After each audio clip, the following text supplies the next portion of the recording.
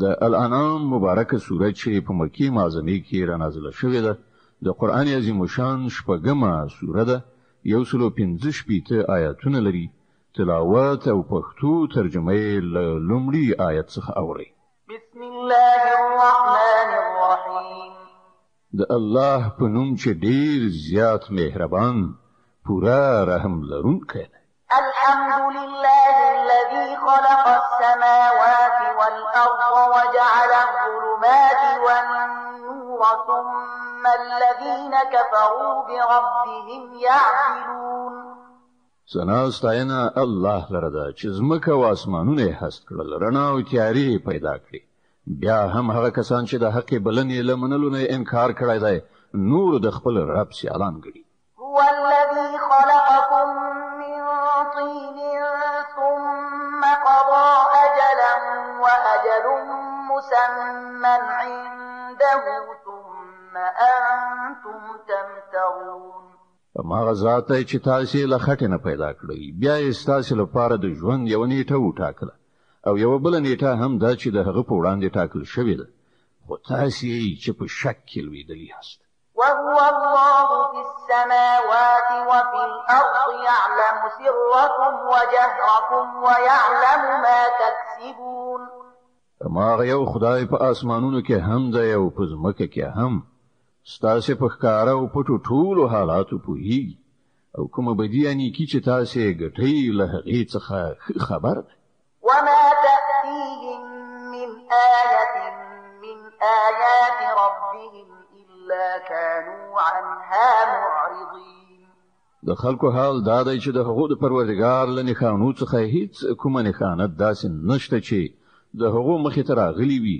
او هغوی ورڅخه مخ نه وي اړولی فقد كذبوا بالحق لما جاءهم فسوف يأتيهم أنباء ما كانوا به يستهزئون لکه هم دا اوس چې کوم حق هغو ته راغی نو هغه هم دروغ وګڼه خده په کوم شي پورې چې هغوی تر اوسه پورې مسخري کوي ډېر ژر به د هغه په باب څه خبرونه هغو ته ورسي ألم يروا كم أهلكنا من قبلهم من قرن مكناهم في الأرض ما لم نمكن لكم وأرسلنا السماء عليهم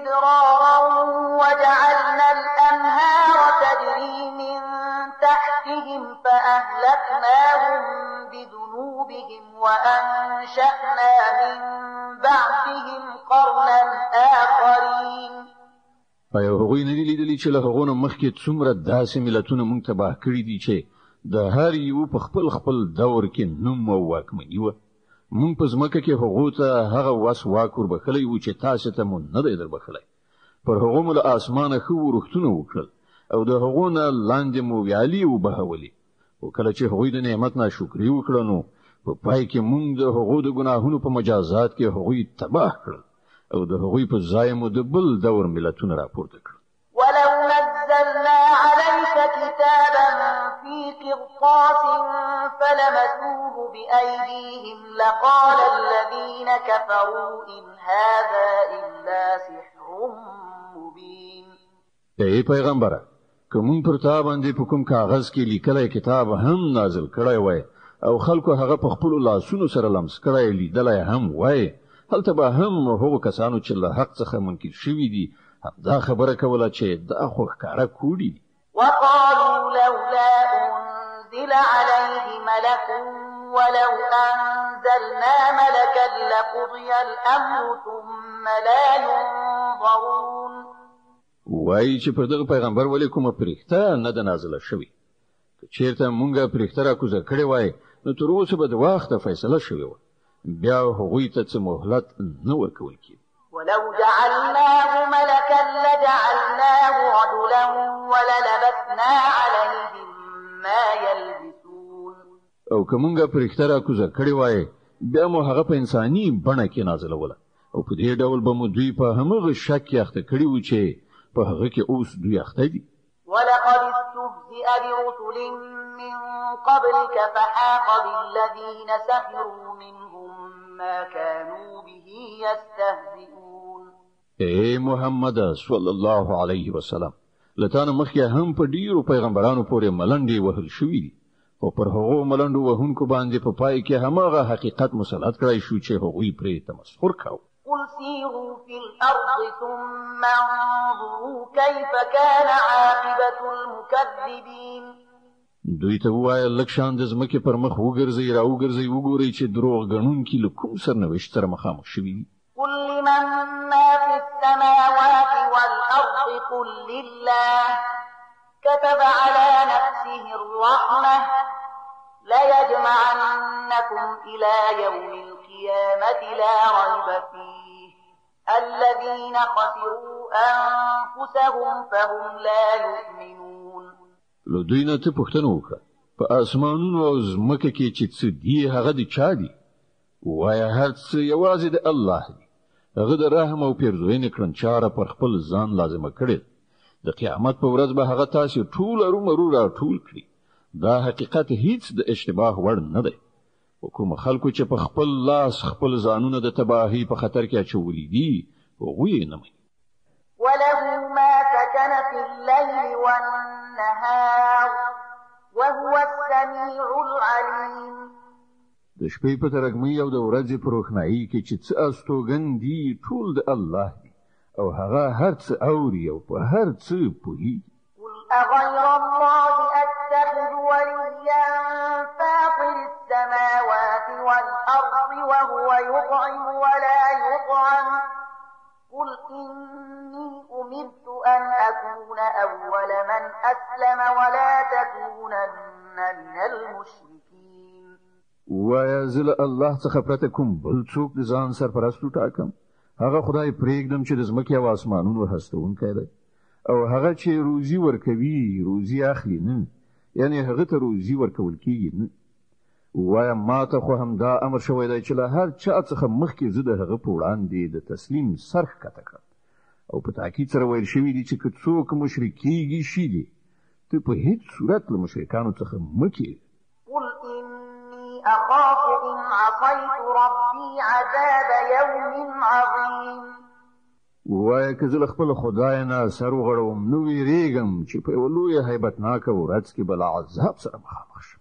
من يصرف عنه يومئذ فقد رحمه وذلك الفوز المبين.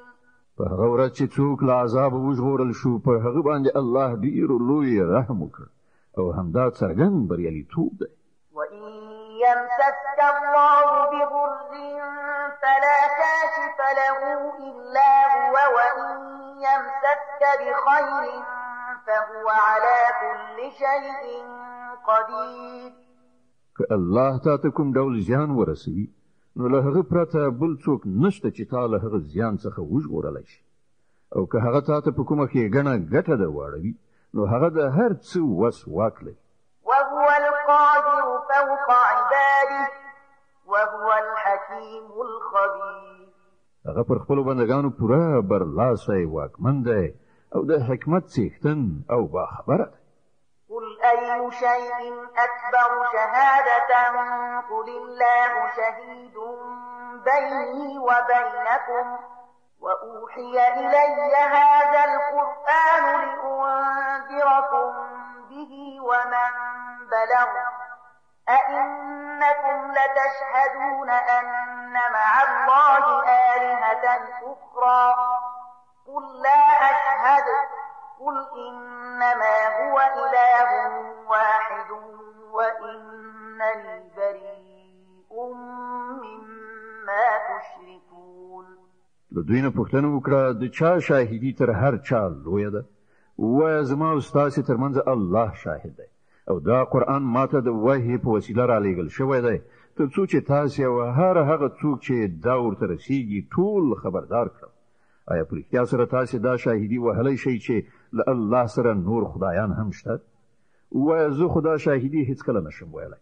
ووایه خدای خو هماغه یو دی، او زه له هغه شرک څخه په قطعي ډول بیزار یم چې تاسې پکې اخته یاست. الذين آتيناهم الكتاب يعرفونه كما يعرفون أبناءهم الذين خسروا أنفسهم فهم لا يؤمنون. کوم کسانو ته چې مونږ کتاب ورکړی دی هغوی دا خبره داسې بې له اشتباه څخه پیژني لکه چې هغوی د خپلو زامنو په پیژندنه کې له هیڅ اشتباه سره نه مخامخ کیږي. کوم کسانو چې په خپل ځان په تباهۍ کې اچولی دی هغوی دا نه مني. ومن أظلم ممن افترى على الله كذبا أو كذب بآياته إنه لا يفلح الظالمون. او له هغه چانه به غټ ظالم څوک وي چې پر الله باندې د دروغ او بهتان وایي یا د الله نښانې دروغ وګڼي دا یقیني د داسې ظالمانو هیڅکله بری نشي موندلی. ويوم نحشرهم جميعا ثم نقول للذين أشركوا أين شركاؤكم الذين كنتم تزعمون. په کومه ورځ چې موږ دوی ټول راپاڅوو او له مشرکانو څخه پوښتنه وکړو چې اوس ستاسې هغه انګېرلي برخوال چیرته دي چې تاسې هغه خپل خدایان ګڼلي وو. ثم لم تكن فتنتهم إلا أن قالوا والله ربنا ما كنا مشركين. نو هغوی به له دې پرته بله فتنه راپورته نشي کړای چې یعنې په دې دروغو ویلو خوله وازه کړي چې ای زموږ بادار پر تا باندې قسم چې موږ هیڅکله مشرکان نه وو. انظر كيف كذبوا على أنفسهم وضل عنهم ما كانوا يفترون. وګوره په هغه وخت کې به دوی په څه ډول پر خپل ځان دروغ وټپي او هلته به د هغو ټول خودساخته معبودان تری تم شي. ومنهم من يستمع إليك وجعلنا على قلوبهم أكنة أن يفقهوه وفي آذانهم وقرا وإن يروا كل آية لا يؤمنوا بها حتى إذا جاءوك يجادلونك يقول الذين كفروا إن هذا إلا أساطير الأولين. له دوی نه ځینې کسان داسې دي چې غوږ ږدي ستا خبرې اوري خو حق دا دی چې موږ د هغوی په زړونو باندې پردې اچولي دي چې د هغو له امله هغوی پرې هیڅ نه پوهېږي او د هغو په غوږونو کې مو کوڼوالی پیدا کړی دی چې د هر څه له اورېدو سره سره هم څه نه اوري. هغوی که هره نښانه وګوري ایمان پرې نه راوړي ان تر دې چې کله هغوی تا ته راشي د سره شخړه کوي. نو له هغوی څخه چې کومو کسانو د انکار فیصله کړې ده هغوی د ټولو خبرو له اورېدو وروسته همدا وایي چې دا له یوې زړې کیسې پرته نور څه نه دي. وهم ينهون عنه وينأون عنه وإن يهلكون إلا أنفسهم وما يشعرون. هغوی د دې حق له منلو څخه خلک منع کوي او په خپله هم ورڅخه لرې تښتي. هغوی فکر کوي چې په خپل دغه حرکت سره تا ته څه زیان اړولی شي په داسې حال کې چې اصلا هغوی په خپله د خپلې تباهۍ وسایل برابروي خو هغوی د دې شعور نه لري. ولو ترى إذ وقفوا على النار فقالوا يا ليتنا نرد ولا نكذب بآيات ربنا ونكون من المؤمنين. کاشکې تا د هغه وخت حالت لیدلی شوای چې هغوی د دوزخ په غاړه ودرول شي.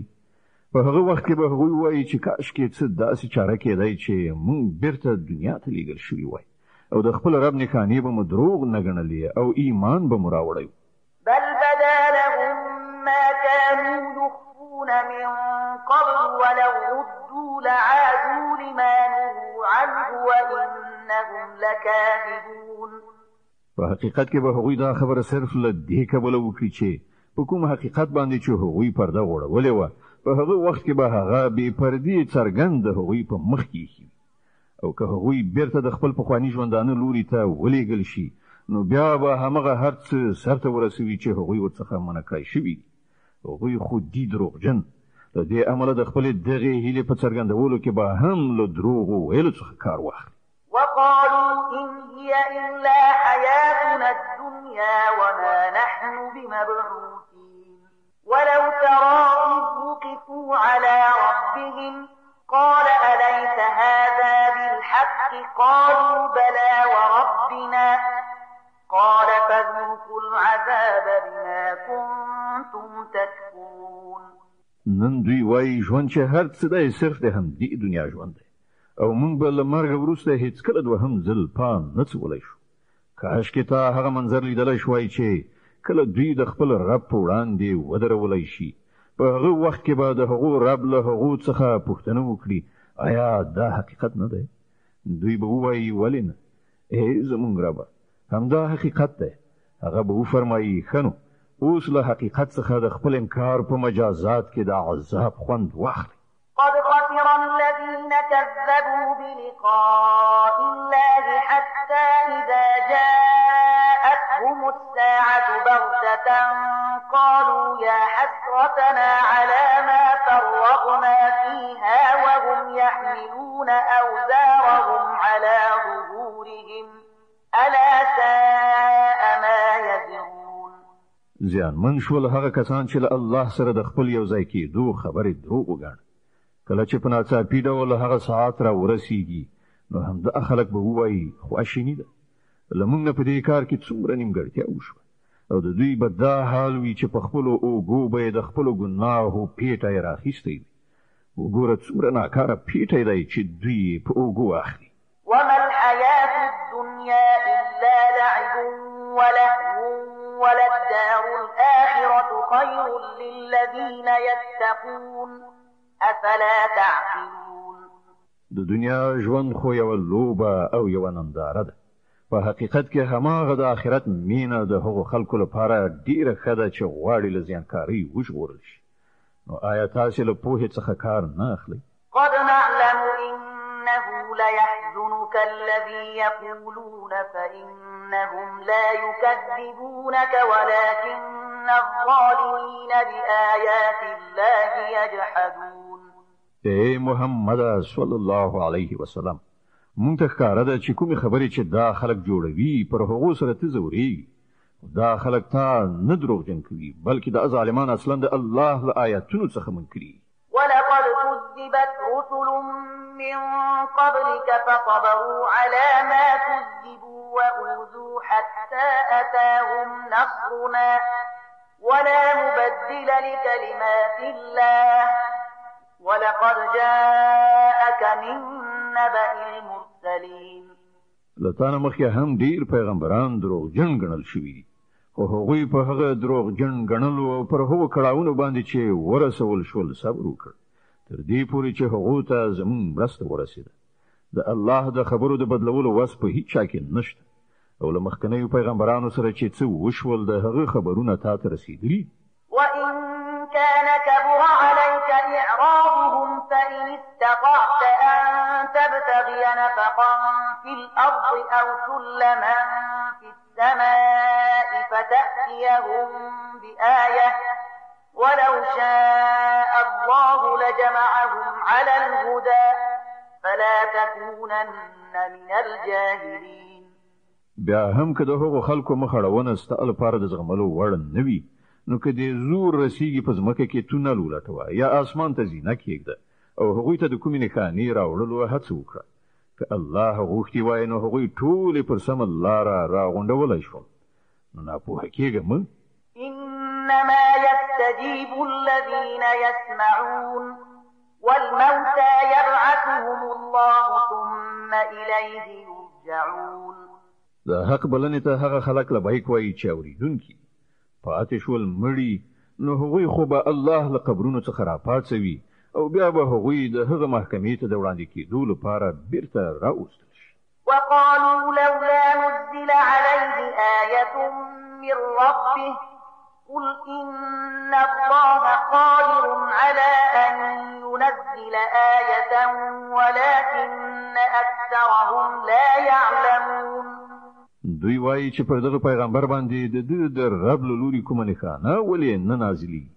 وایه الله د نښانې نازولو بشپړ وس واک لري خو له هغو څخه زیاتره خلک په ناپوهۍ کې اخته. وما من دابة في الأرض ولا طائر يطير بجناحيه إلا أمثالكم ما فرطنا في الكتاب من شيء ثم إلى ربهم يحشرون. پس مکه کې خوځیدونکي کوم ساکاخ او په هوا کې په وزرونو سره الوتونکي کوم مارغه ته وګوره، دا ټول همدا ستاسو په څیر انواع دي. موږ د هغو د تقدیر په لیکنه کې څه نیمګړتیا نه ده پریښې، بیا دا ټول د خپل رب لوري ته ورغونډي. والذين كذبوا بآياتنا صم وبكم في الظلمات من يشاء الله يضلله ومن يشاء يجعله على صراط مستقيم. کوم خلک چې زمونږ خاني دروغجنې ګڼي هغوی کاڼه او ګونګیان دي، په ترږمیو کې لوېدلي دي. الله چې چاته وغواړي ګمراه کوي او چاته یې چې خوښه شي پر سمه لاره یې برابروي. د الانعام سوره چې په مکې معظمې کې رانازله شوې ده، د قرآن عظیم شان شپږمه مبارکه سوره ده. 115 آیاتونه لري. تلاوت او پښتو ترجمه یې تاسې له 40 آیت څخه اورئ. قل أرأيتكم إن أتاكم عذاب الله أو أتتكم الساعة أغير الله تدعون إن كنتم صادقين. دوی ته وایه لکشان غور وکړئ راوخی که کله پر تاسې باندې د الله له لوري کوم لوی غم راځي یا وروستی ساعت را رسیږي، نو آیا په هغه وخت کې تاسې له الله نه پرته کوم بل څوک بلئ؟ وایئ که رښتیني یاست. بل إياه تدعون فيكشف ما تدعون إليه إن شاء وتنسون ما تشركون. په هغه وخت کې تاسې همدا الله بلئ، بیا که د هغه خوښه شي نو د هغه غم یعنی مصیبت راوستل پر تاسې زندوي. په داسې وختونو کې تاسې خپل انګیرلي شریکان هیروئ. ولقد أرسلنا إلى من قبلك فأخذناهم بالبأساء والضراء لعلهم يتضرعون. لتانا مخکې مونږ ډیرو قومونو ته پیغمبران لیږلي او هغه قومونه مو په کړاوونو او غمونو اخته کړل تر څو چې هغوی له عاجزۍ سره زموږ په وړاندې سر ښکته کړي. فلولا إذ جاءهم بأسنا تضرعوا ولكن قست قلوبهم وزين لهم الشيطان ما كانوا يعملون. کله چې زموږ له لوري پر هغو سختي راغله نو هغوی ولې عاجزي غوره نه کړه، خو د هغوی زړونه لا نور هم سخت شول او شیطان هغوی ته ډاډینه ورکړه چې تاسې چې څه کوئ ښه کوئ. فلما نسوا ما ذكروا به فتحنا عليهم أبواب كل شيء حتى إذا فرحوا بما أوتوا أخذناهم بغتة فإذا هم مبلسون. بیا کله چې هغوی هغه نصیحت هیر کړ چې ورته شوی وو، نو موږ د هر ډول سوکالۍ دروازې د هغو لپاره پرانیستې، تر دې پورې چې کله هغوی په هغو نعمتونو کې چې وربخل شوي وو ښه ډوب شول، نو موږ په ناڅاپي ډول له هغوی ونیول او په دې وخت کې د هغو دا حالت چې له هرې ښېګڼې څخه ناامید. فقطع دابر القوم الذين ظلموا والحمد لله رب العالمين. په دې توګه د هغو خلکو سټه ویستل شوه، یعنې بیخي پرې شو چې هغوی ظلم کړی او ثنا ستاینه ده د الله رب العالمین لپاره. قل أرأيتم إن أخذ الله سمعكم وأبصاركم وختم على قلوبكم من إله غير الله يأتيكم به انظر كيف نصرف الآيات ثم هم يصدفون.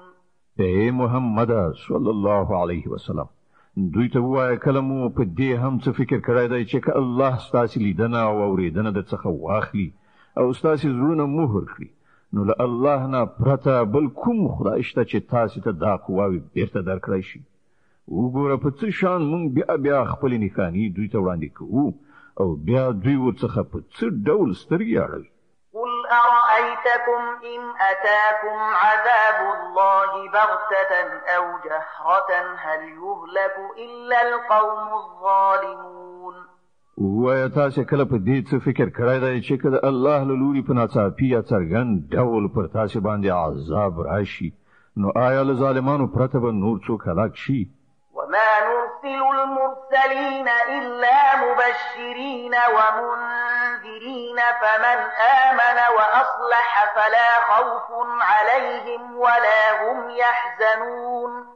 مونږ چې کوم پیغمبران لیږو د همدې لپاره لیږو چې هغوی نیکانو ته زیری ورکوونکي او د بد عمله خلکو ویرونکي اوسي.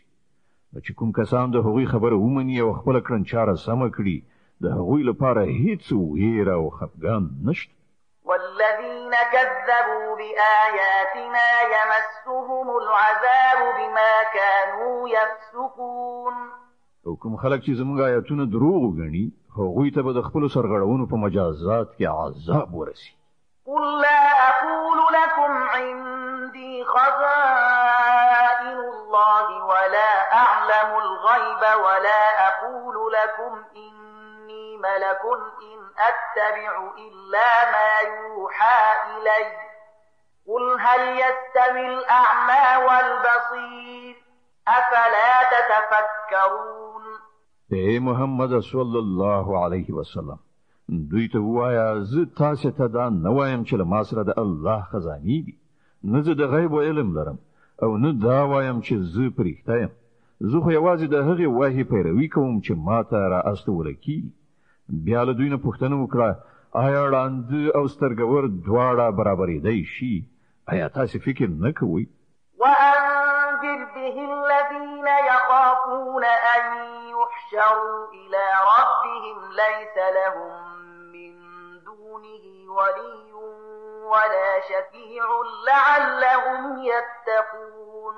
او اے محمد صلی الله علیه وسلم ته د دې وحی د علم په وسیله هغو خلکو ته نصیحت وکړه چې له دې خبرې څخه ویریږي چې د خپل رب حضور ته به یو وخت په داسې حال کې وړاندې کړی شي چې له هغه پرته به هلته کوم داسې وسوال واکمن نه وي چې د هغوی ملاتړ مرستندوی وي یا د هغوی سپارښت وکړي. ښایي چې له دې نصیحت څخه په پند اخیستلو هغوی د خدای د ویرې کړنلاره غوره کړي. ولا تطرد الذين يدعون ربهم بالغداة والعشي يريدون وجهه ما عليك من حسابهم من شيء وما من حسابك عليهم من شيء ما عليك من حسابهم من شيء وما من حسابك عليهم من شيء فتطردهم فتكون من الظالمين.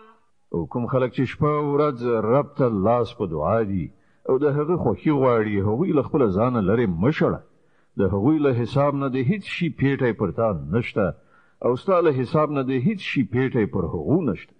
د دې لپاسه هم که ته هغوی لرې وشړې نو په ظالمانو کې به وشمېرل شي. وكذلك فتنا بعضهم ببعض ليقولوا أهؤلاء من الله عليهم من بيننا أليس الله بأعلم بالشاكرين. په اصل کې مونږ په دې توګه له دې خلکو څخه ځینې د دینو نورو په وسیله په ازمایښت کې اچولي ترڅو هغوی دوی وګوري وایي آیا دغه دی هغه خلک چې پر دوی باندې زمونږ په منځ کې د الله لورینه او مهرباني شوې ده؟ هو آیا خدای خپل شکر ایستونکي بندگان له دوی نه ډېر ښه نه پیژني؟ وإذا جاءك الذين يؤمنون بآياتنا فقل سلام عليكم كتب ربكم على نفسه الرحمة أنه من عمل منكم سوءا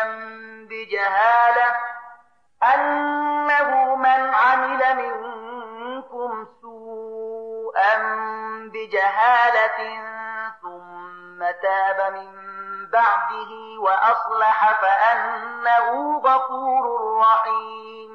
کله چې تا ته هغه خلک راشي چې زمون پر آیاتونو ایمان راوړي نو هغوی ته وایا سلام پر تاسو. ستاسو رب د رحم او مهرباني کړنچاره پر خپل ځان باندې لازمه کړی ده.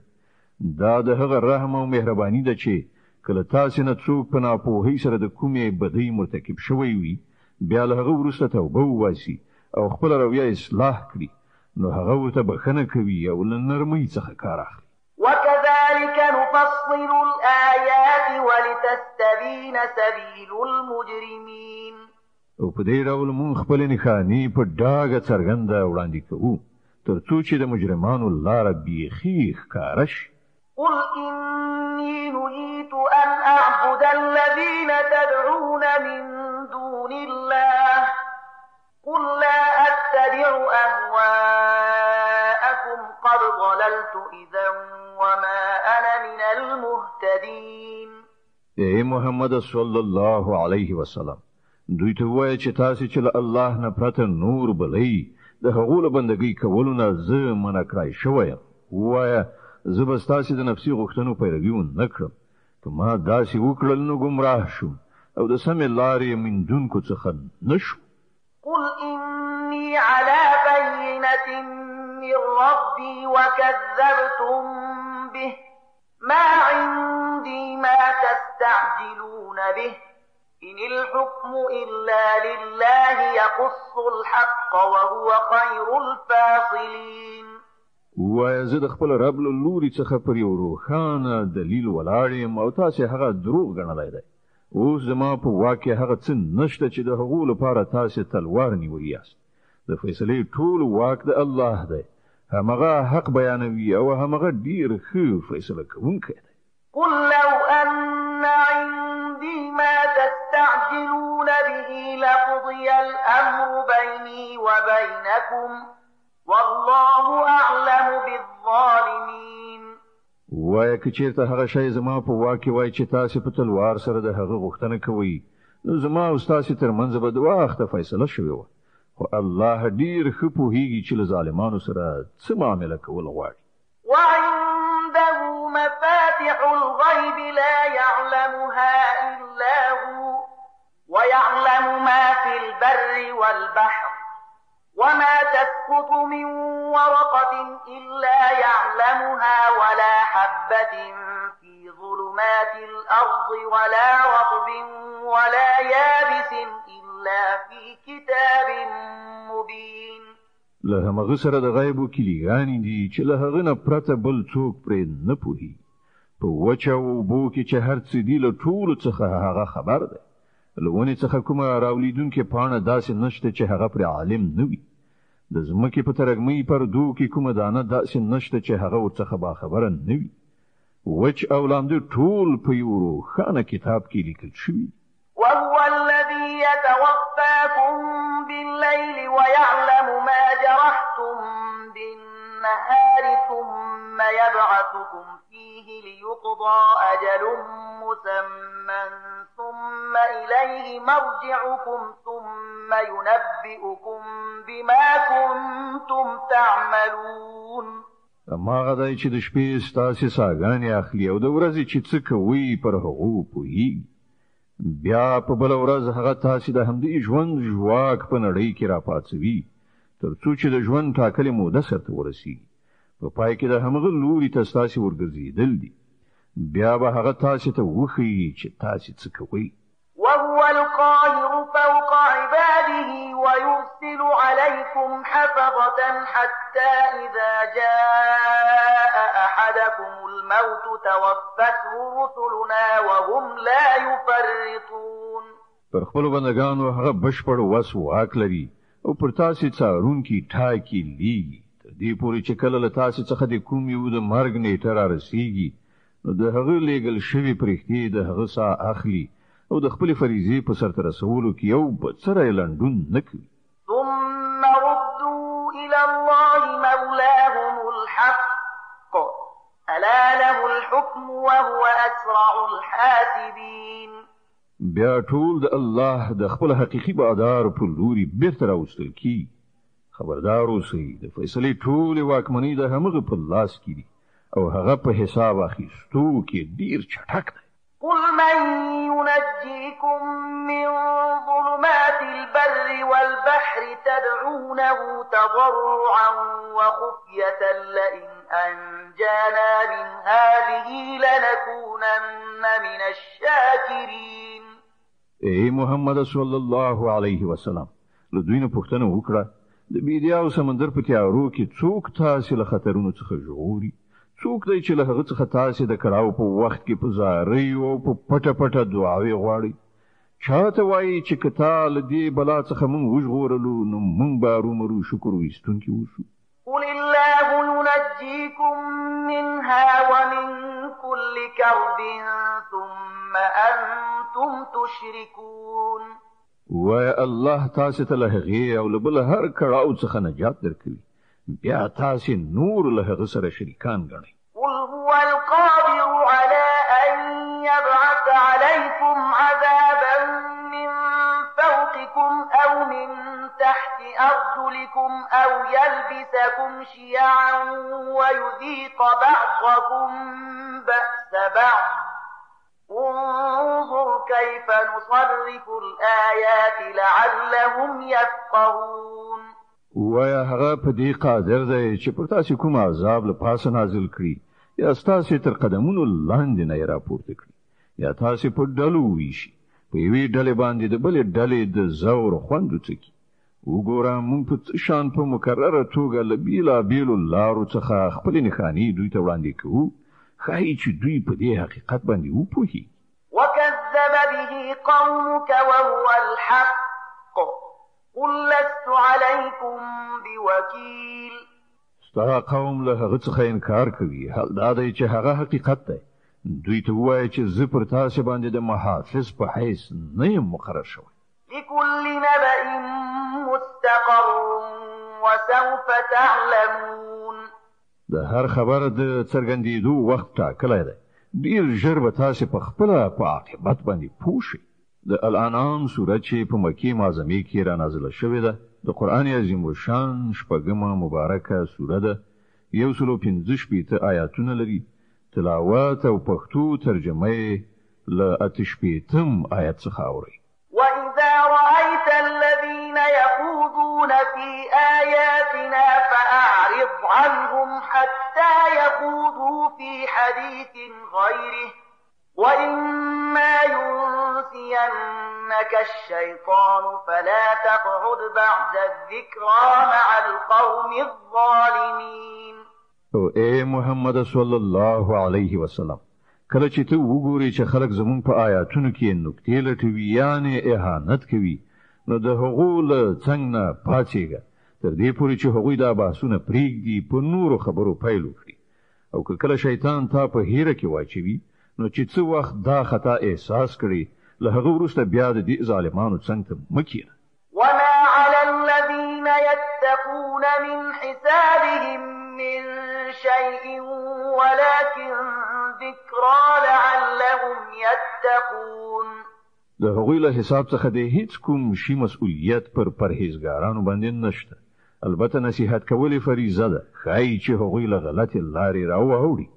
وذر الذين اتخذوا دينهم لعبا ولهوا وغرتهم الحياة الدنيا وذكر به أن تبسل نفس بما كسبت ليس لها من دون الله ولي ولا شفيع وإن تعدل كل عدل لا يؤخذ منها أولئك الذين أبسلوا بما كسبوا لهم شراب من حميم وعذاب أليم بما كانوا يكفرون.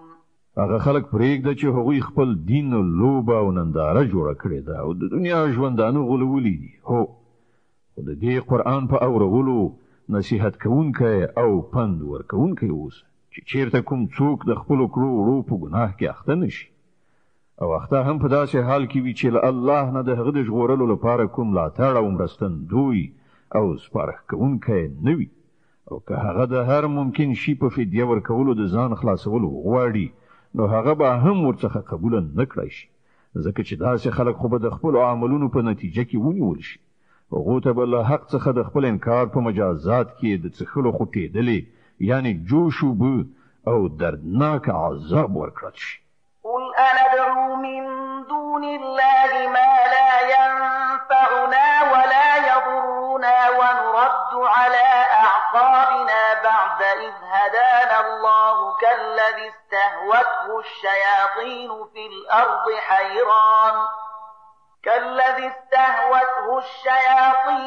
الأرض حيران له أصحاب يدعونه إلى الهدى ائتنا قل إن هدى الله هو الهدى وأمرنا لنسلم لرب العالمين.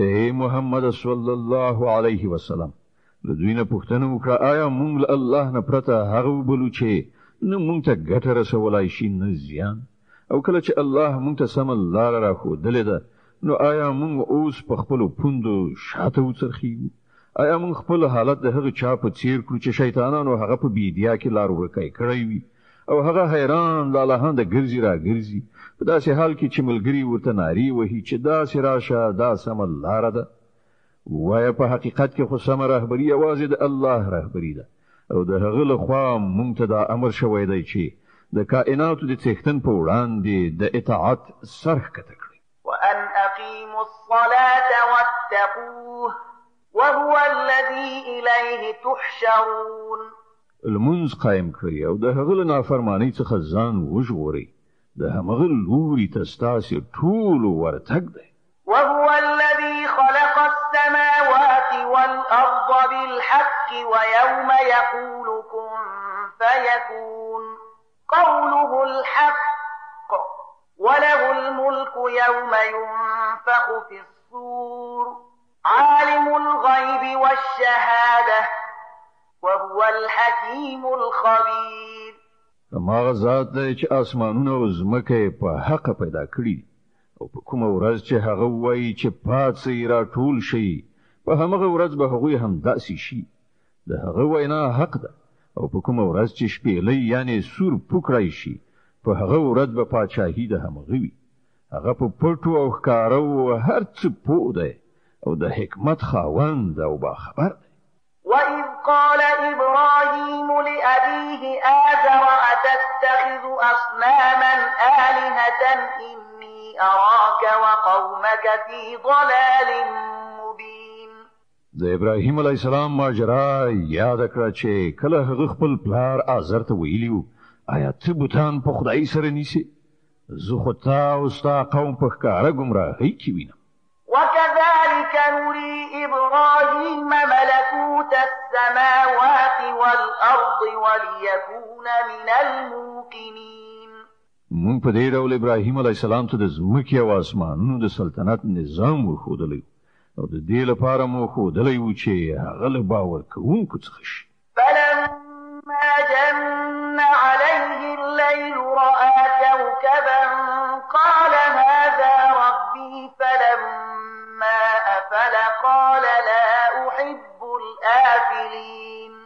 لکه چې کله شپه پرې خوره شوه نو هغه یو ستوری ولید وی ویل دا زما رب دی او کله چې هغه پرېوته نو وی ویل په پرېوتونکي پورې خو زما زړه تړلی نه دی. فلما رأى القمر بازغا قال هذا ربي فلما أفل قال لئن لم يهدني ربي لأكونن من القوم الضالين. بیا یې چې کله سپوږمۍ ځلانده تر سترګو شوه نو وی ویل دا دی زما رب او کله چې هغه هم پرېوتله نو وی ویل که زما رب ما ته لارښوونه نه وای کړې نو زه به هم له ګمراهانو څخه شوی وای. فلما رأى الشمس بازغة قال هذا ربي هذا أكبر فلما أفلت قال يا قوم إني بريء مما تشركون. بیا چې کله لمر روښانه ولید نو وی ویل دا دی زما رب دا تر ټولو لوی دی او کله چې هغه هم پرېوت نو ابراهیم آواز وکړ ای قومه زه له هغو ټولو نه بیزار یم چې تاسې هغه له خدای سره شریک کړئ. إني وجهت وجهي للذي فطر السماوات والأرض حنيفا وما أنا من المشركين. ما خو یو لوري ته په میلان کولو د هغه ذات خواته مخړولای دی چې هغه ځمکه او اسمانونه پیدا کړي او زه هیڅ کله له شرک کوونکو څخه نه یم. وحاجه له قومه قال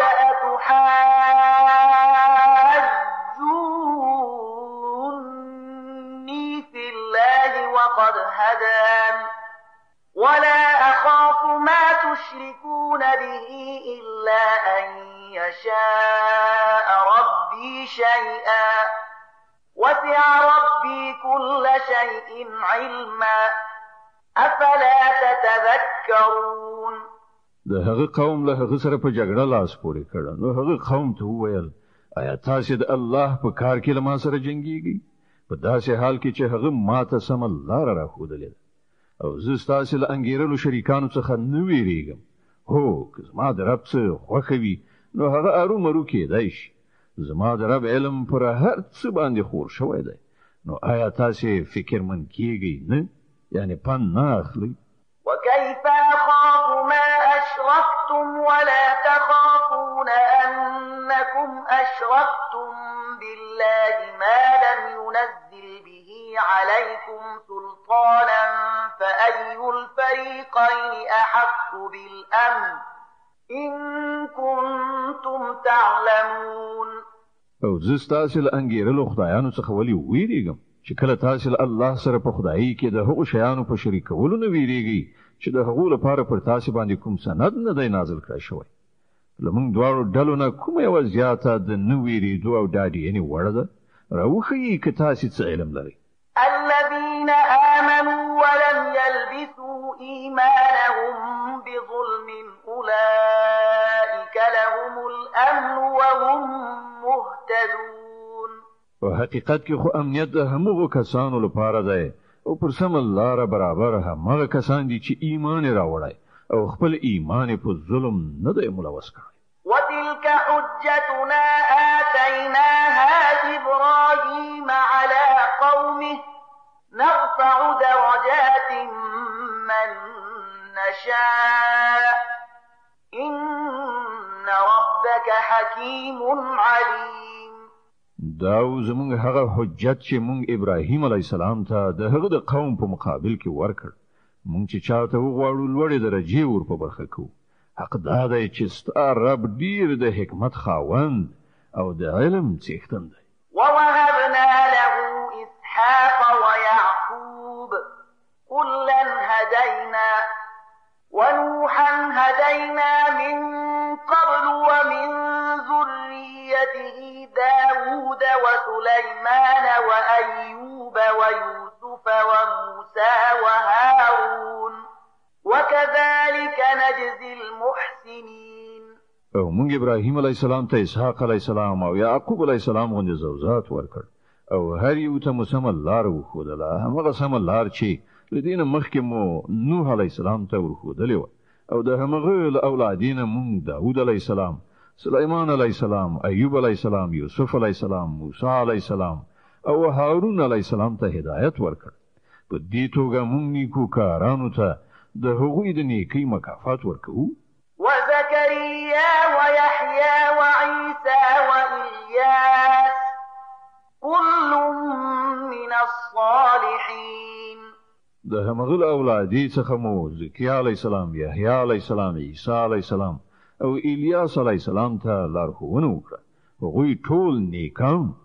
وإسماعيل واليسع ويونس ولوطا وكلا فضلنا على العالمين. د همغه کورنۍ څخه مو اسماعیل علی السلام، یسع علی السلام، یونس علی السلام او لوط علی السلام ته لار وښوده. له دوی نه هر یو ته مونږ پر ټولو نړیوالو لوړتیا وروبخله.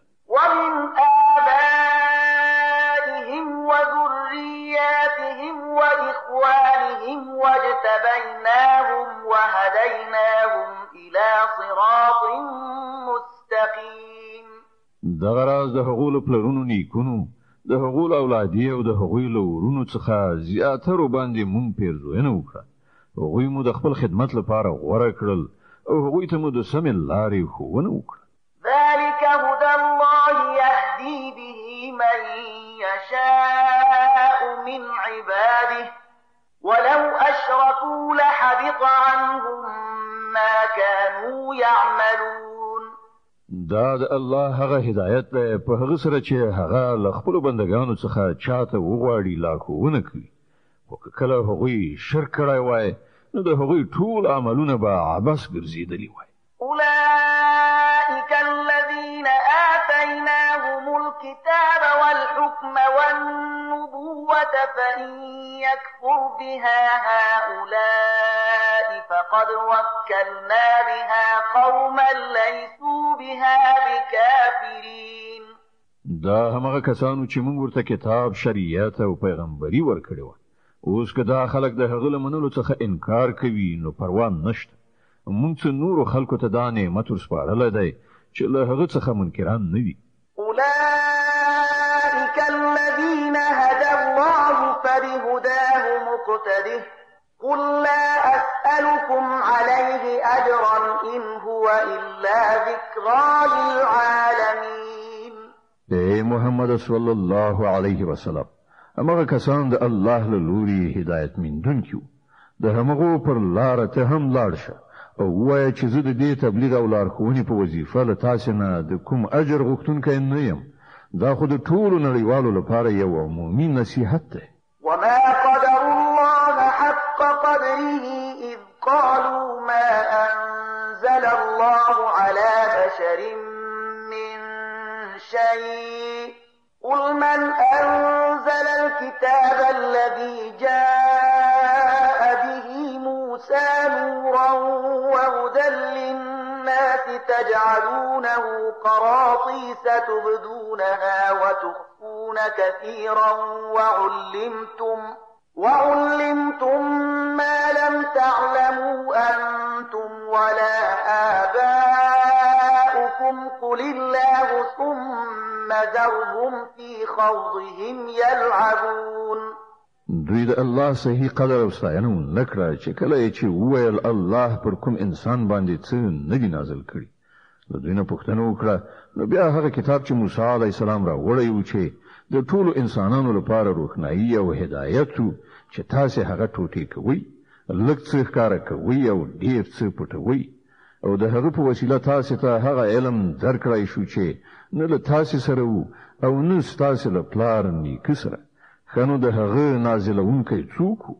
صرف دومره ووایه چې الله بیا یې په خپلو دلیل بازیو کې لوبو کولو ته پرېږده. وهذا كتاب أنزلناه مبارك مصدق الذي بين يديه ولتنذر أم القرى ومن حولها والذين يؤمنون بالآخرة يؤمنون به وهم على صلاتهم يحافظون. د همغه کتاب په څیر دا یو کتاب دی چې موږ نازل کړی دی، له خیر او برکت نه ډک دی. د هغه څه تصدیق کوي چې له دنه مخکې راغلی او د دې په خاطر نازل کړی شوی دی چې تاسې د هغه په وسیله د کلیو دا مرکز یعنی مکه او د هغې په شاوخوا کې اوسېدونکي تنبیه کړي. کوم خلک چې آخرت مني هغوی په دې کتاب ایمان راوړي او هغوی داسې دي چې د خپلو لمونځونو پابندي کوي. ومن أظلم ممن افترى على الله كذبا أو قال أوحي إلي ولم يوح إليه شيء ومن قال سأنزل مثل ما أنزل الله ولو ترى إذ الظالمون في غمرات الموت والملائكة باسطوا أيديهم أخرجوا أنفسكم اليوم تجزون عذاب الهون بما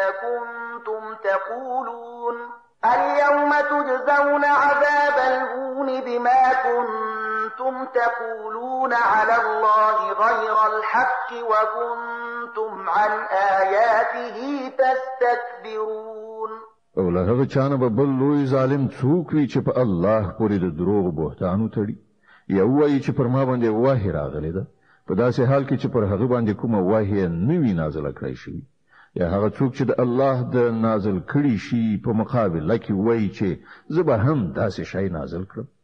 کاش کې ته ظالمان په هغه وخت کې ولیدلای شي چې هغوی د ځنکدن په سختیو کې غوټې وهونکي وي او پرښتې په لاس غځولو ورته ویونکي وي چې راوړئ وباسئ خپله ساه نن به تاسو ته د هغو خبرو په مجازات کې رسوا کوونکی عذاب درکړی شي چې تاسو په الله پورې د ناحقه تور په ټپلو کولې او د هغه د آیاتونو په مقابل کې مو سرغړونې څخه کار اخیست. ولقد جئتمونا فرادا كما خلقناكم أول مرة وتركتم ما خولناكم وراء ظهوركم وما نرى معكم شفعاءكم الذين زعمتم أنهم فيكم شركاء لقد تقطع بينكم وضل عنكم ما كنتم تزعمون. الله بووی دادا وستاسه همغه سیت تنها زما په وړاندې حاضر شوي لکه څنګه چې مونږ په لومړي ځل تاسو یوازې پیدا کړی وي. څه چې مونږ تاسو ته په دنیا کې درکړی وو هغه ټول تاسو شاته پریخي راغلی یاست او اوس مونږ له تاسو سره تاسو هغه سپارښت کوونکی هم نه وینو چې د هغو په باب تاسو دا ګمانو چې تاسو د چارو په برابرولو کې هغوی هم یو څه برخوال دي. تاسو ټول خپل منځي اړیکې پرې کړل شوي او هغه ټول د څخه ورک شول چې تاسو د هغو ګمان درلود. إن الله فالق الحب والنوى يخرج الحي من الميت ومخرج الميت من الحي ذلكم الله فأنا تؤفكون. د دانی او زړی چونکای الله دی. هغه ژوندای له مړي څخه باسي او هغه مړی له ژوندۍ نه باسي. د دې ټولو چارو سرته رسونکی خو الله دی. نو تاسو کوم لوري ته وختونکي یاست؟ فالق الإصباح وجعل الليل سكنا والشمس والقمر حسبانا ذلك تقدير العزيز العليم. اماغه د شپې پرده چیروي سهار را باسي. امغه شپه د رام کولو وخت ګرځولې ده. امغه د لمر او سپوږمۍ د خطلو پریوتلو حساب ټاکلی دی. دا ټول د همغه ستر قدرت او علم لرونکي ټاکلي اندازي. وهو الذي جعل لكم النجوم لتهتدوا بها في ظلمات البر والبحر قد فصلنا الآيات لقوم يعلمون. او همغه ذات دی چې تاسو لپاره ستوري د بیدیا او سمندر په ترګمویو کې د لارې پیژندلو وسیله وګرځول. وګورئ مونږ نښانې په ډاګه ښکارا بیان کړی دي د هغو خلکو لپاره چې علم لري. وهو الذي أنشأكم من نفس واحدة فمستقر ومستودع قد فصلنا الآيات لقوم يفقهون. او همغه ذات دی چې تاسو له یو نفس څخه پیدا کړی بیا د هر یو لپاره د تقرر نیولو یو ځای دی او یو د هغه د ورسپارنې ځای. دا نښانې موږ د هغو خلکو لپاره څرګندې کړې دي چې پوهه او ادراک لري. وهو الذي أنزل من السماء ماء فأخرجنا به نبات كل شيء فأخرجنا منه خضرا نخرج منه حبا متراكبا ومن النخل من طلعها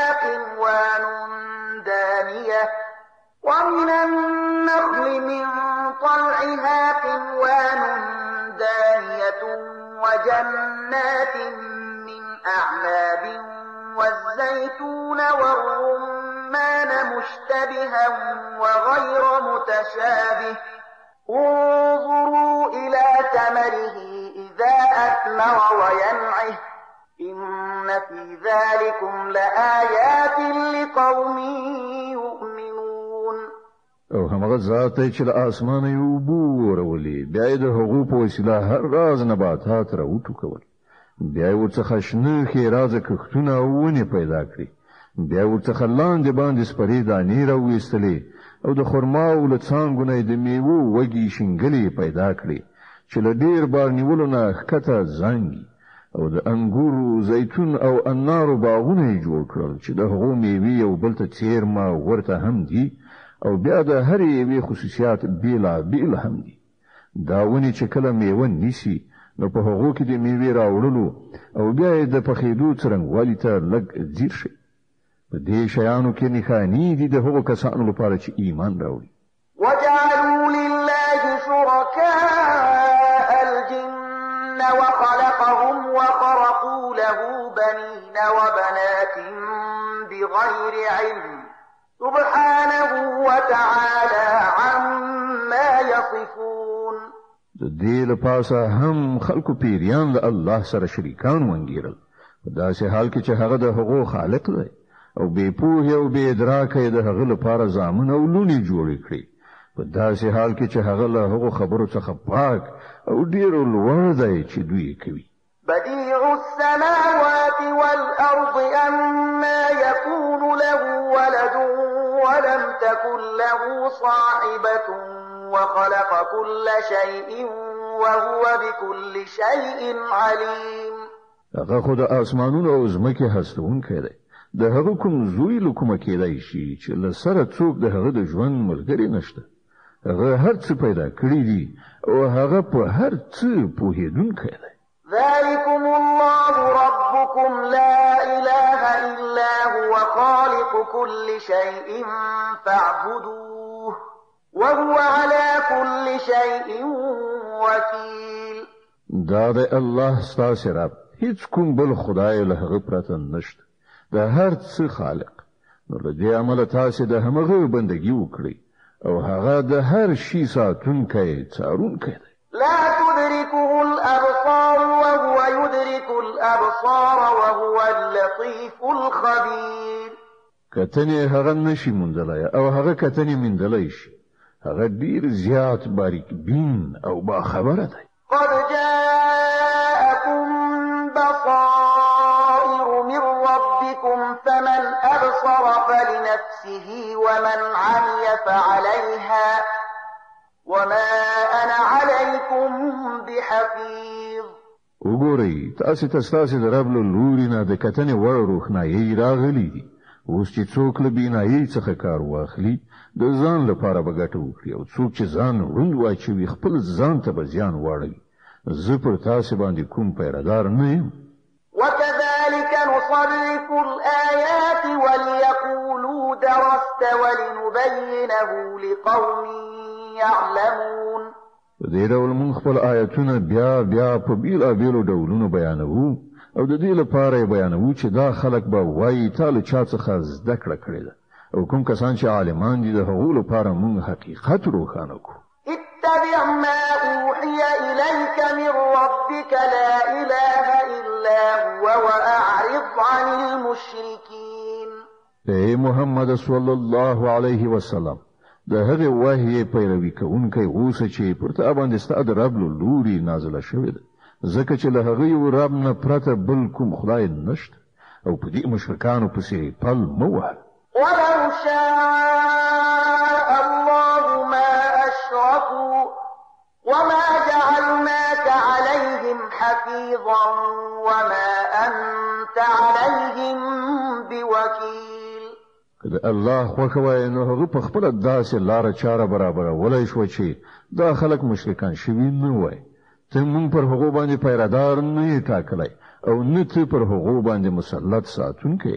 ولا تسبوا الذين يدعون من دون الله فيسبوا الله عدوا بغير علم كذلك زينا لكل أمة عملهم ثم إلى ربهم مرجعهم فينبئهم بما كانوا يعملون. اے مؤمنان دا خلک چې الله نه پرته څوک بلی هغوی ته کنځلې مکوئ.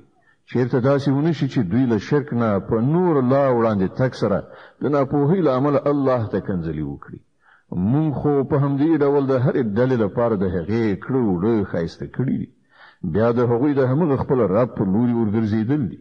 په هغه وخت کې به هغه ورته څرګنده کړي چې هغوی څه کړي. وأقسموا بالله جهد أيمانهم لئن جاءتهم آية ليؤمنن بها قل إنما الآيات عند نعركم أنها إذا جاءت لا يؤمنون دوی له سختو قسمونو خوړلو سره وایي چې کوم ته کومه نښانه راشي نو موږ پر ایمان راوړو. اے محمد صلی الله علیه وسلم دوی ته وایي چې نښانې خو له الله سره دي او تاسو څنګه وپوهول شئ چې نښانې را هم شي نو دوی ایمان راوړونکي نه دي. ونقلب أفئدتهم وأبصارهم كما لم يؤمنوا به أول مرة ونذرهم في طغيانهم يعمهون. مون په هغه شان د دوی زړونه او نظر اړو لکه څنګه چې دوی لومړی ځل په ایمان نو راوړی. مون دوی په همدې سرکشي کې لاله هند پریږدو. د الانعام سوره چې د قران عظیم شان شپږمه مبارکه سوره ده په مکه معظمه کې را نازله شوې ده. 115 آیاتونه لري. تلاوت او پښتو ترجمه یې له 111 آیت څخه اوري. ولو أننا نزلنا إليهم الملائكة وكلمهم الموتى وحشرنا عليهم كل شيء قبلا ما كانوا ليؤمنوا إلا أن يشاء الله ولكن أكثرهم يجهلون. کوم پر دوی باندې پرختیا هم نازل کړي وای او مړو له دوی سره خبرې کړي وای او د ټول نړۍ شیان مو د دوی تر نظر لاندې راغون کړي وای بیا هم دوی ایمان راوړونکي نو مګر دا چې د خدای همدا غوښتنه وی چې هغوی دې ایمان راوړي او زیاتره خلک د ناپوهۍ خبرې کوي. وكذلك جعلنا لكل نبي عدوا شياطين الإنس والجن يوحي بعضهم إلى بعض زخرف القول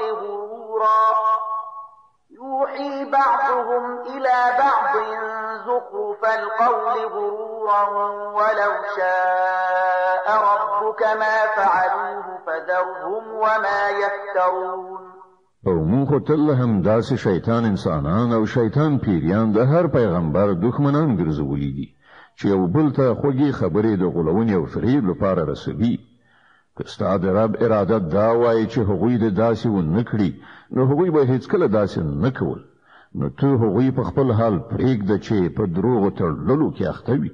ولتصغى إليه أفئدة الذين لا يؤمنون بالآخرة وليرضوه وليقترفوا ما هم مقترفون. مون هغوی ته د دې هر څه کولو وخت زکه ورکو چې کوم خلک چې په آخرت باندې ایمان نه لري د هغوی زړونه د دې غولونکي ښکلا په لوري مایل وي او هغوی پرې خوښ شي او د هغو ناوړو چارو په کړو لاس پوري کړي چې هغوی کول غواړي. فغير الله أبتغي حكما وهو الذي أنزل إليكم الكتاب مفصلا والذين آتيناهم الكتاب يعلمون أنه منزل من ربك بالحق فلا تكونن من الممترين. آیا زل الله نه پرته کوم بل فیصله کوونکی ولټوم په داسې حال کې چې هغه تاسو ته پوره مفصل کتاب لېږلی دی او کوم خلکو ته چې مونږ له تانه مخکې کتاب ورکړی وو هغوی پوهیږي چې دا کتاب ستا د همغه رب له لوري په حق نازل شوی دی. نو له دې کبله ته له شک کوونکو څخه مه کېږه. وتمت كلمة ربك صدقا وعدلا لا مبدل لكلماته وهو السميع العليم. ستا د رب وینا د رښتینولۍ او عدالت په اعتبار بشپړه ده. هیڅوک د هغه د فرمانونو بدلونکی نه دی او هغه د هر څه اوریدونکی او په هر څه پوهیدونکی دی. وإن تطع أكثر من في الأرض يضلوك عن سبيل الله إن يتبعون إلا الظن وإن هم إلا يخرصون. او اے محمد صلی الله علیه وسلم کته د هغو خلکو د اکثریت په خلو کار وکړي چې په ځمکه کې میشته دي نو هغوی به تا د الله له لارې نه واړوي. هغوی خو صرف په ګمان روان او د انګیرنو برابرونکي دي. إن ربك ربك هو أعلم من يضل عن سبيله وهو أعلم بالمهتدين. په حقیقت کې ستا رب ډیر ښه پوهیږي چې څوک د هغه لارې اوښتي دي او څوک په سمه لاره برابر دي. فكلوا مما ذكر اسم الله عليه إن كنتم بآياته مؤمنين. نو که تاسو د الله په آیاتونو ایمان لرئ نو په کوم څاروي باندې چې د حلالولو په وخت کې د الله نوم اخیستل شوی وي د هغه غوښه وخورئ. وما لكم ألا تأكلوا مما ذكر اسم الله عليه وقد فصل لكم ما حرم عليكم إلا ما اضطررتم إليه وإن كثيرا ليضلون بأهوائهم بغير علم إن ربك هو أعلم بالمعتدين.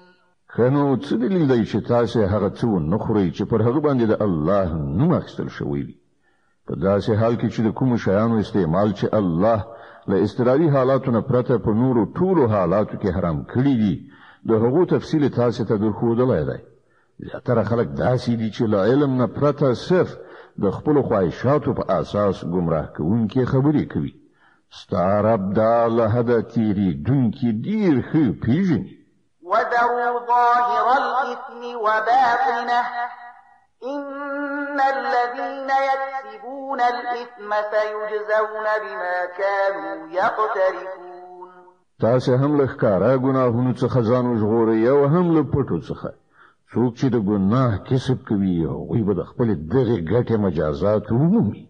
ولا تأكلوا مما لم يذكر اسم الله عليه وإنه لفسق وإن الشياطين ليوحون إلى أوليائهم ليجادلوكم وإن أطعتموهم إنكم لمشركون. او کوم څاروي چې د الله د نوم په اخیستلو نوي ذبح کړی شوي د هغه غوښه مه خورئ. دا کار فسق دی. شیطانان د خپلو ملګرو په زړونو کې شکونه او اعتراضونه اچوي تر څو چې هغوی له تاسو سره شخړه وکړي. خو که تاسو د هغوی اطاعت ومنئ تاسو به په باوري توګه مشرکان یاست. أَوَمَنْ كَانَ مَيْتًا فَأَحْيَيْنَاهُ وَجَعَلْنَا لَهُ نُورًا يَمْشِي بِهِ فِي النَّاسِ كَمَنْ مَثَلُهُ فِي الظُّلُمَاتِ لَيْسَ بِخَارِجٍ مِنْهَا كَذَلِكَ زُيِّنَ لِلْكَافِرِينَ مَا كَانُوا يَعْمَلُونَ. آیا هغه څوک چې مخکې مړو بیا موږ ورته ژوند وباخه او هغه رڼا مو ورکړه چې د هغې په وړانګو کې هغه د خلکو په منځ کې د ژوند لاره وهي د هغه چا په څیر کېدای شي چې په ترږمیو کې غورځېدلی وي او په هیڅ شان ورڅخه وتونکی نه وي. د کافرانو لپاره په همدې توګه د هغوی کړه وړه ښایسته کړی شوي.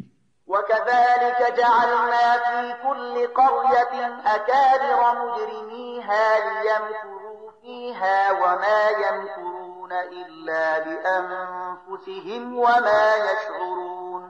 او په همدې ډول مونږ په هر سیمه کې د هغې غټ مجرمان بوخت کړي دي چې هلته د خپل مکر او ټګۍ جالو غوړوي. اصلا هغوی د خپل ټګۍ په لومه کې په خپله نښتي دي خو له هغوی سره د دې شعور نشته. وَإِذَا جَاءَتْهُمْ آيَةٌ قَالُوا لَن نُّؤْمِنَ حَتَّىٰ نُؤْتَىٰ مِثْلَ مَا أُوتِيَ رُسُلُ اللَّهِ اللَّهُ أَعْلَمُ حَيْثُ يَجْعَلُ رِسَالَتَهُ سَيُصِيبُ الَّذِينَ أَجْرَمُوا صَغَارٌ عِندَ اللَّهِ وَعَذَابٌ شَدِيدٌ بِمَا كَانُوا يَمْكُرُونَ. کله چې هغه ته کوم آیت راشي نو هغوی وایي مونږ به تر هغه پورې ونه منو تر څو چې په خپل مونږ ته هغه څه را نکړای شي چې د الله رسولانو ته ورکړای شوی. الله ډیر ښه پوهیږي چې چیرته خپل پیغمبري غوره کړي. هغه وخت نږدې دی چې د مجرمان د خپل ټګیو په مجازات کې د الله په وړاندې له رسوایي یو سخت عذاب سره مخامخ شي. فمن يرد الله أن يهديه يشرح صدره للإسلام ومن يرد أن يضله يجعل صدره ضيقا حرجا كأنما يصعد في السماء كذلك يجعل الله الرجس على الذين لا يؤمنون. نو دا حقیقت دی چې الله د لارښودنې اراده وکړي د هغې سینه د اسلام لپاره پرانیزي او څوک چې وغواړي ګمراه کړي د هغې سینه تنګوي او داسې ساه بندیږي لکه چې د آسمان په لور پورته کیږي. په دې توګه الله له حق څخه د تېښتې او کرکې ناپاکي پر هغو کسانو مسلطوي چې ایمان نه راوړي. وهذا صراط ربك مستقيما قد فصلنا الآيات لقوم يذكرون. په داسې حال کې چې دا لاره ستا د رب سمه لاره ده او د هغه نښانې د هغو خلکو لپاره څرګندې کړای شوي دي چې نصیحت مني. لهم دار السلام عند ربهم وهو وليهم بما كانوا يعملون. د هغوی لپاره د هغو له رب سره د سلامتیا کور دی او هغه د هغې سمې کړنچارې له امله د هغوی سرپرست دی چې هغوی غوره کړی ده. ويوم يحشرهم جميعا يا معشر الجن قد استكثرتم من الإنس وقال أولياؤهم من الإنس ربنا استمتع بعضنا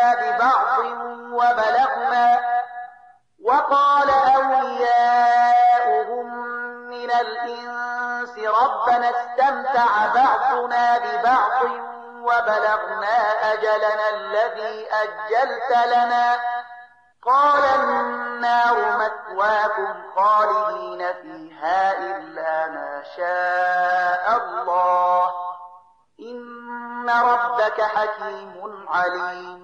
په هغه ورځ چې الله ټول خلق تر محاصرې لاندې را ټول کړي په هغه ورځ به هغه پیریانو ته په خطاب وفرمایي چې اې د پیریانو ډلې تاسو خو په انساني نوې باندې خل لاس پاک کړ له انسانانو څخه چې څوک د هغوی ملګري او هغوی به عرض وکړي چې پروردګار زمون هر یو له بل نه پوره استفاده کړې ده او اوس مونږه هغه نیټې ته را رسیدلی چې تا راته ټاکلې وه. الله به وفرمایي خنو اوس تاسو استوګنځي اور دی په هغه کې به تاسو د تل لپاره اوسېږئ له هغه نه به یوازې همغه وژغورل شي چې الله د هغوی ژغورل وغواړي. بشک ستا رب د حکمت خاوند او عالم دی.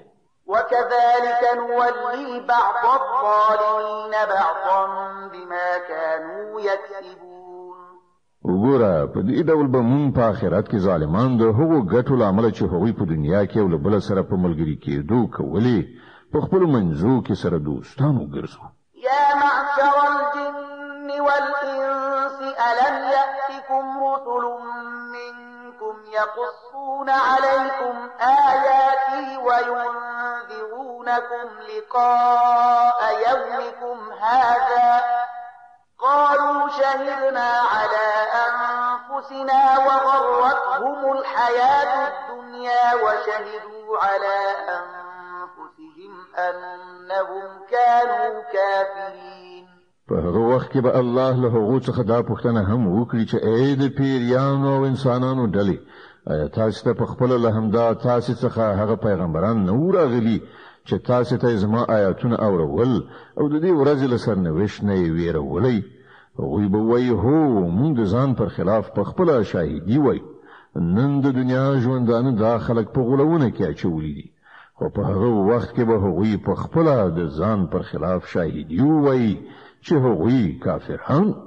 ذلك أن لم يكن ربك مهلك القرى بظلم وأهلها غافلون. دا شاهدی به له هغو څخه د دې لپاره واخیستل شي چې دا ثابت شي چې ستا رب په ظلم سره د کلیو تباه کوونکی نه و چې کله د هغو استوګن له حقیقت څخه بې خبره. ولكل درجات مما عملوا وما ربك بغافل عما يعملون. د هر چا درجه د هغه د کړو په تناسب ده او ستا رب د خلکو د کړو څخه به خبره نه ده. وربك الغني ذو الرحمة إن يشأ يذهبكم ويستخلف من بعدكم ما يشاء كما أنشأكم من ذرية قوم آخرين. ستا رب نیاز او د رحمت خاوند دی. که هغه وغواړي نو تاسې به له منځه یوسي او ستاسې په ځای به نور هغه خلک راولي چې چاته د هغه خوښ وي، لکه څنګه چې تاسې د ځینو نورو خلکو له زوځات څخه راپورته کړي یاست. إنما توعدون لآت وما أنتم بمعجزين. له تاسې سره چې د کوم شي وعده کېږي هغه رومرو راتلونکی دی او تاسې د خدای د عجزولو وس نه لرئ، یعنی د خدای تقدیر ته تغییر نشئ ورکولی. قل يا قوم اعملوا على مكانتكم إني عامل فسوف تعلمون من تكون له عاقبة الدار إنه لا يفلح الظالمون. اے محمد وای چې اے خلکو تاسو په خپل ځای عمل کوونکی اوسئ او زه به هم په خپل ځای عمل کوم. ژر به درته څرګنده شي چې د چا عاقبت کیږي. بېشکه چې ظالمان نه بریالي کیږي. وجعلوا لله مما ذرأ من الحرث والأنعام نصيبا فقالوا هذا لله بزعمهم وهذا لشركائنا فما كان لشركائهم فلا يصل إلى الله وما كان لله فهو يصل إلى شركائهم ساء ما يحكمون. دې خلکو د الله لپاره په خپل د همغلو پیدا کړو کښتونو او څارویو څخه یو برخه ټاکلې ده او په خپل ګمان وای دا د الله لپاره ده او دا زموږ د انګیرلو شریکانو لپاره. نو کومه برخه چې د هغوی د انګیرلو شریکانو لپاره ده هغه خو الله ته نه رسیږي. حکومت چې د الله لپاره ده هغه د هغوی شریکانو ته رسیږي. څنګه بدې فیصلې کوي دا خلک. وكذلك زين لكثير من المشركين قتل أولادهم شركاؤهم ليردوهم وليلبسوا عليهم دينهم ولو شاء الله ما فعلوه فذرهم وما يفترون. او په همدې ډول د ډیرو مشرکانو لپاره د هغوی شریکانو د خپل اولاد وژل ښایسته کړي ترڅو چې هغوی له تباهۍ سره مخامخ کړي او هغوی د خپل دین په باب په اشتباه کې واچوي. که الله غوښتي وای نو دوی به داسې نه وکړي، نو دوی پرېږده چې په خپلو دروغو جوړولو کې اخته وي.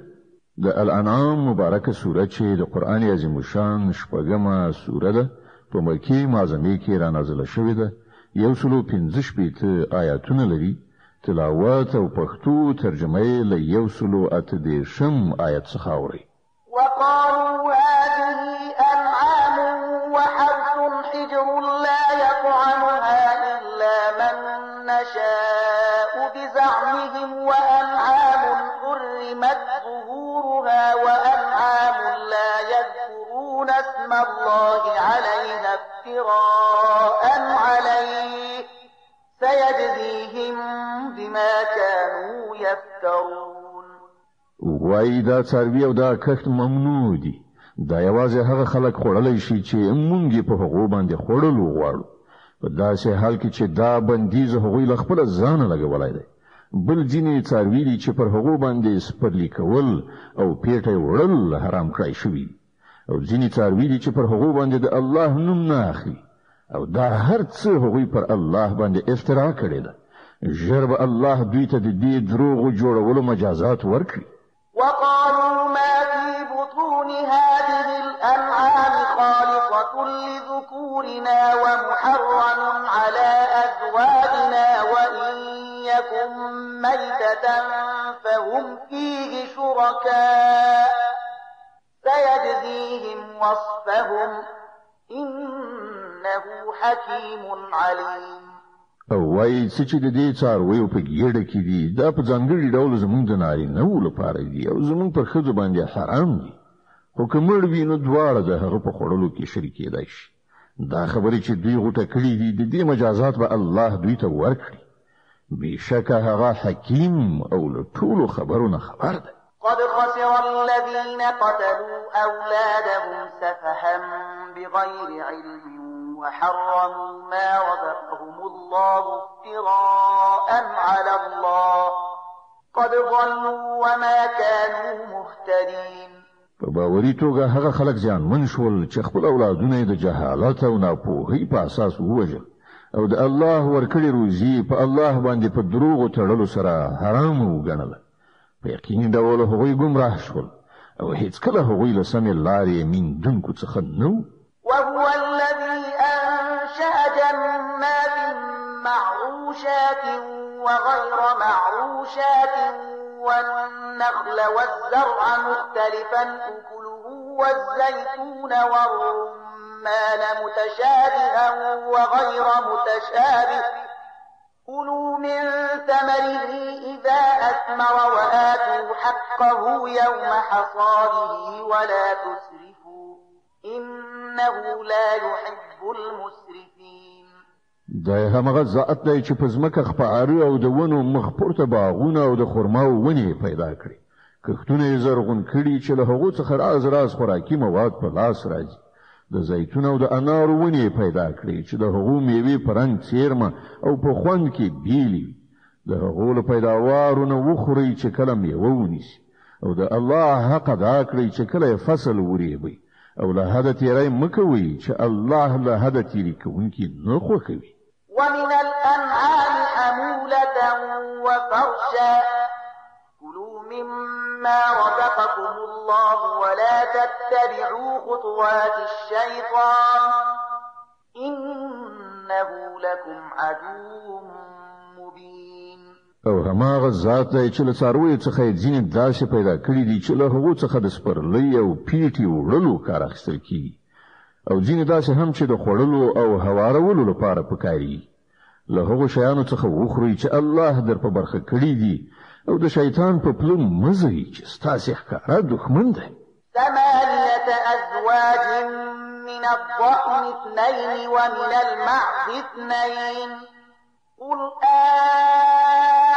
أذكرين حرم أم الأنثيين أما اشتملت عليه أرحام الأنثيين نبئوني بعلم إن كنتم صادقين. دا اته نرو خدي دي دوه د میګو له نوینا او دوه د وضو له نوینا.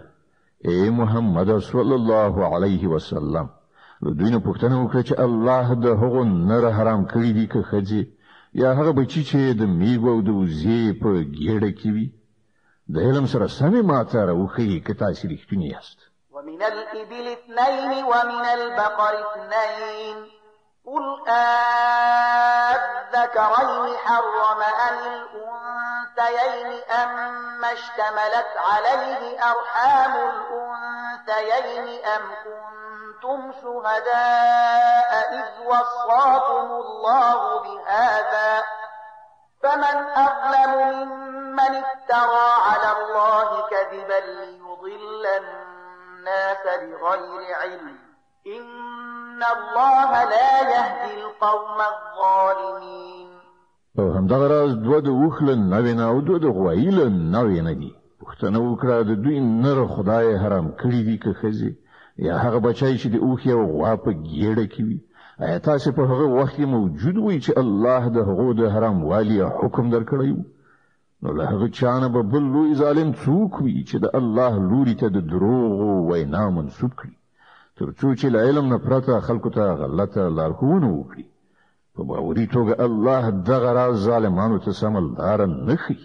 قل لا أجد فيما أوحي إلي محرما على طاعم يطعمه إلا أن يكون ميتة أو دما مسفوحا أو لحم خنزير فإنه رجس أو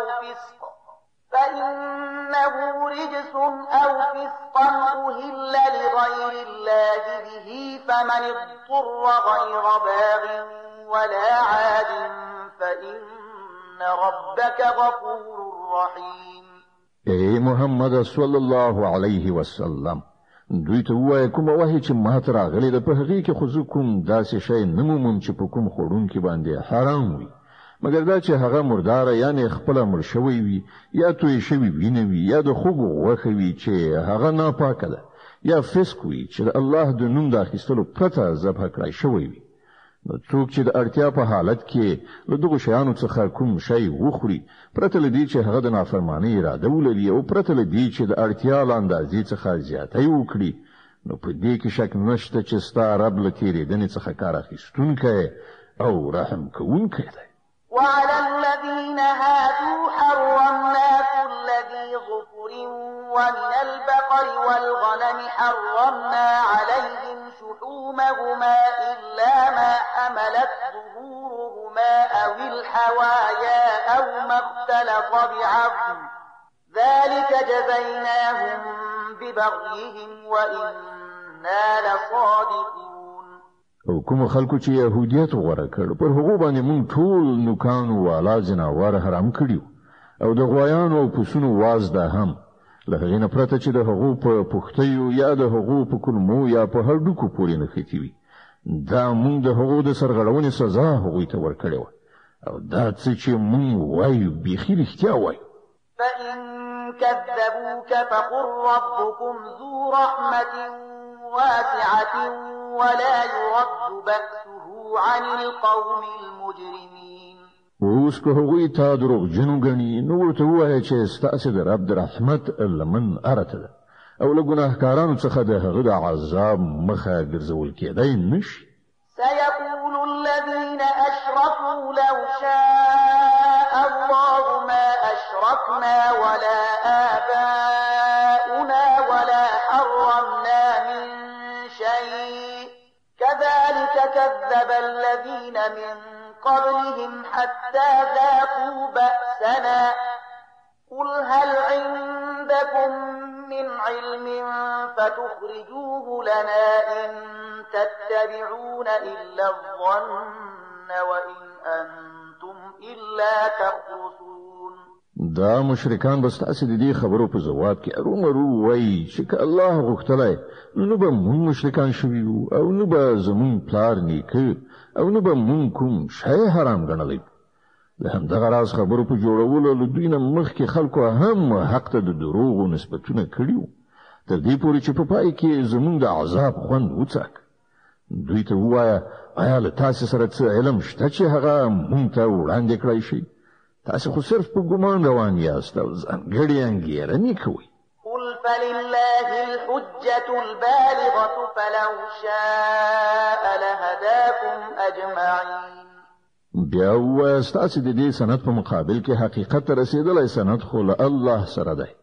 بېشکه که الله غوښتي وای نو تاسو ټولو ته به یې لارښوونه کړې وه.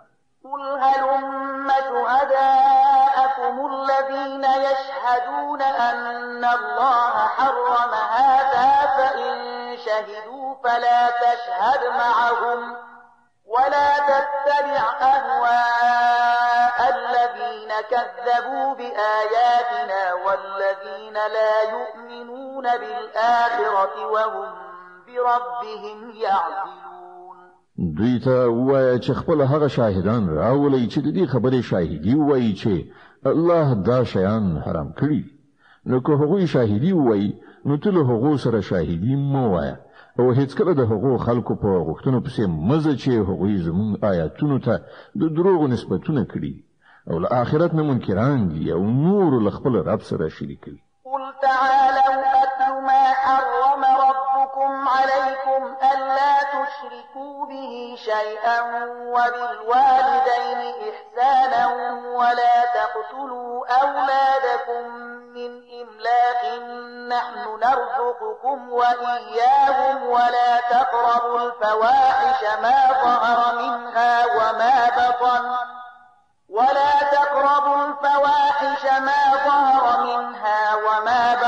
ولا تقتلوا النفس التي حرم الله إلا بالحق ذلكم وصاكم به لعلكم تعقلون. ای محمد دوی ته وایي چې راشئ زه تاسو ته اورم چې ستاسو رب پر تاسو باندې څه بندیزونه لګولي دي. دا چې له هغه سره څوک مشري کوي له مور او پلار سره ښه چار چلند وکړي خپل اولاد د مفلسۍ له ویرې مو وژنئ مونږ تاسو ته هم روزي درکو او هغو ته به هم ورکړو او فواحش یعنی کبیره ګناهونو ته مور نږدې کیږي او هغه نفس چې الله هغه محترم ګرځولای دی مو وژنئ مګر په حق سره دا خبرې دي چې د دې لارښودنه هغه تاسو ته کړې ده تاسو باید له پوهې او ادراک نه کار واخلئ ولا تقربوا مال اليتيم إلا بالتي هي أحسن حتى يبلغ أشده وأوفوا الكيل والميزان بالقسط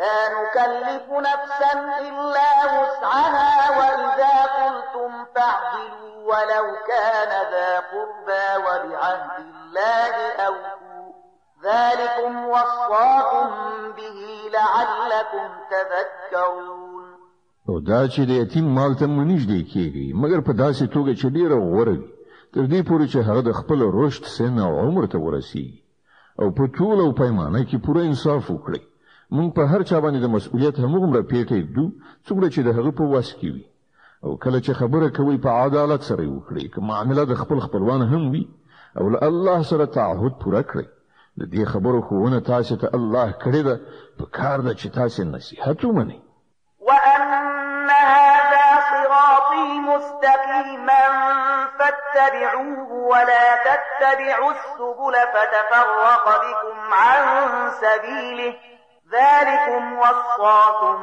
به لعلكم تتقون دغه راز د هغه لارښوونه دا ده چې همدا زما سمه لار ده نو تاسو په هم دې باندې لاړ شئ او په نورو لارو باندې مزي چې هغه به تاسو له هغې لارې واړوي تیت پرک به مو کړي دا د هغه هدایت چې تاسو رب درکړی دی په کار ده چې تاسو له انحراف څخه ځان وژغورئ ثم آتينا موسى الكتاب تماما على الذي أحسن وتفصيلا لكل شيء وهدى ورحمة لعلهم بلقاء ربهم يؤمنون بیا موږ موسی ته کتاب ورکړی چې پر ښه چلند غوره کوونکی انسان باندې د نعمت بشپړول او د هر ضروري شي تفصیل او لسره تر پایه هدایت او رحمت او د دې لپاره بنی اسرائیل ته ورکړی شوی و چې خای خلک له خپل پروردګار سره په یو ځای کېدو ایمان راوړي